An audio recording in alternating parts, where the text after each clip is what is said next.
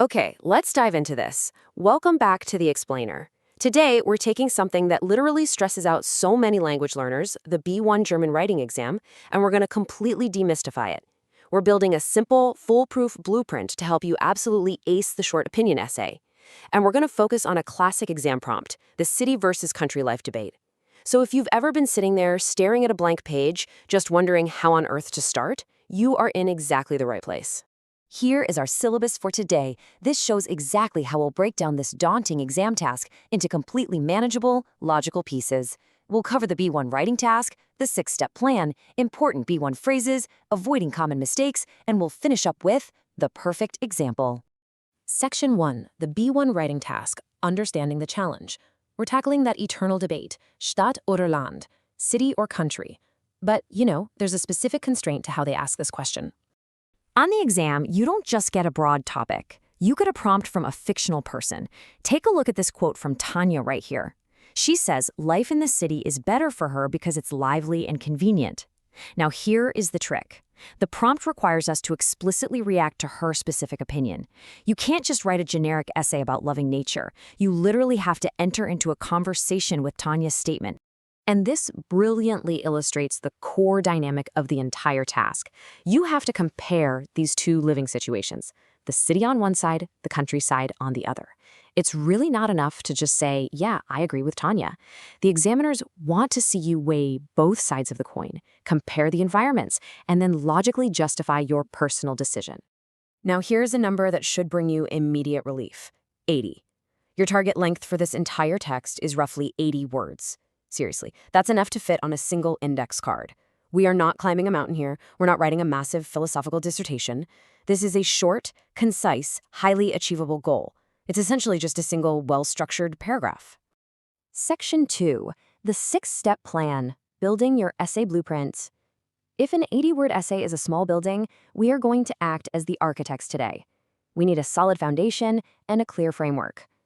When you have a blueprint, you never freeze up during the exam because you always know exactly what sentence comes next. Here are our 6 essential building blocks. First, the introduction. Second and third, the advantages and disadvantages. Fourth, our reaction to Tanja. Fifth, our own opinion. And finally, the conclusion. I assure you, if you memorize this simple structure, you can apply it to pretty much any B1 opinion task they throw your way. Let's break these down one by one. Let's move to and see how this builds. Step 1 is the introduction. Picture your topic and set the stage. You can use a verbal template like, nowadays, the topic of city or country life is very important. I am of the opinion that life in the country is better because it is quieter. Right out of the gate, you've introduced the topic naturally and made your position crystal clear to the examiner. No beating around the bush. Step 2 is where we look at the advantages. In German, our verbal template starts with einerseits on the one hand. Using the modal verb kann is incredibly useful here. It lets you describe possibilities, like man kann schnell zur Arbeit fahren for the city. It builds a very strong objective argument. Then, step 3 pivots to the disadvantages. Here, we use underseits on the other hand. By bringing up an example like poor traffic connections, you're balancing the argument. This shows the examiner a much higher level of maturity in your writing. You are proving that you understand both sides of the issue before making your final judgment. Step 4 is the turning point. This is where we check off that crucial exam requirement, reacting to Tanya. We write, I understand Tanya's opinion because the city has many options. But then we pivot. Nevertheless, I prefer the country. That word, nevertheless, or trotzdem in German, is a super high-value B1 word.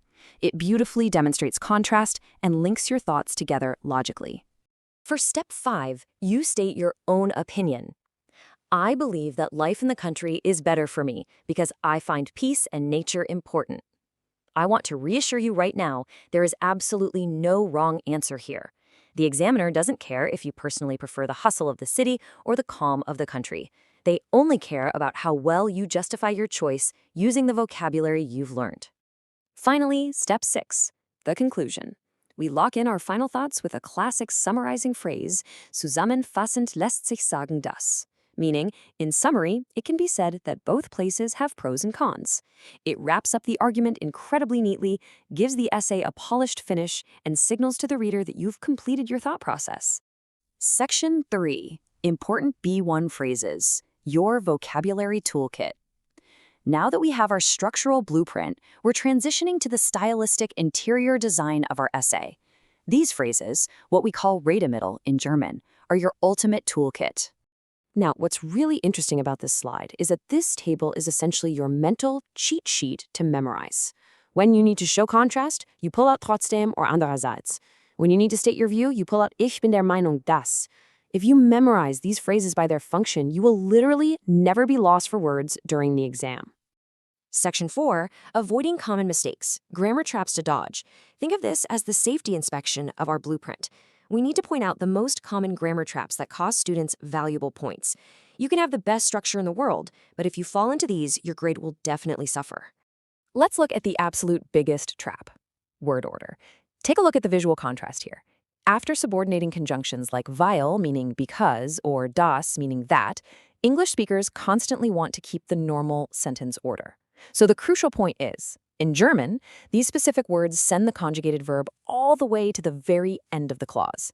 It's not weil es ist dort ruhiger, it's weil es dort ruhiger ist. Do not forget to kick that verb to the end. Section 5, the perfect example. Bringing it all together, let's see how that empty page transforms into a complete masterpiece using our exact formula. Here is our 80-word example translated into English so you can feel the flow. Nowadays, the topic of city or country life is very important. I understand Tanja's opinion because in the city you can reach shops quickly. On the one hand, the city offers advantages. On the other hand, there's traffic. In the country, it is quieter. However, there is less public transport. I believe country life is better for me. In summary, both places have pros and cons. Before you hand your paper to the examiner, you do a final quality check using this checklist. Did you react to Tanja? Yes. Did you compare the city and the country? Yes. Did you list pros and cons? Yes.